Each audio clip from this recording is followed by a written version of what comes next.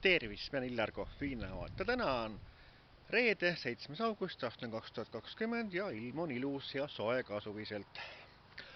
Aga pühapäeval, 9. augustil on minul sünnipäev. Ja noh, siis ma saan nagu 54. Ja tahtsin oma fännidele öelda, need, kes loevad Illar Kohvi meediablogi ja siis vaatavad YouTube'ist videosid, et kui teil on soovi mulle teha sünnipäevakink, siis te võite mulle raha kinkida arvele. Nii et ma näitan oma arvet.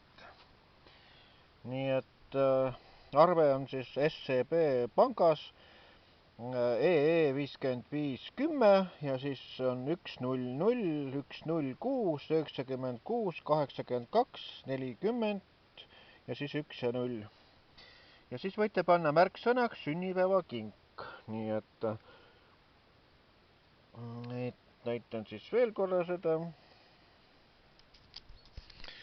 Nii et kui on soovi Illar Kohvile sünnipäevaks teha rahaline kink, siis paluks kanda SEB panga arvele, mida ma mainisin, siis vastav summa raha, nagu teil soovi on, sõnaga, et siis annaks koguda natuke selle saunamaja jaoks või aiamaja saunaga ja natuke raha, et hakkaks see asi nagu juba kergelt toimima, et siis saaks hakata mõtlema, et kas lasta siis teha või siis osta siis see saunamaja või taoline asi, nii et võiksite ju siis toetada, kui teil soovi on,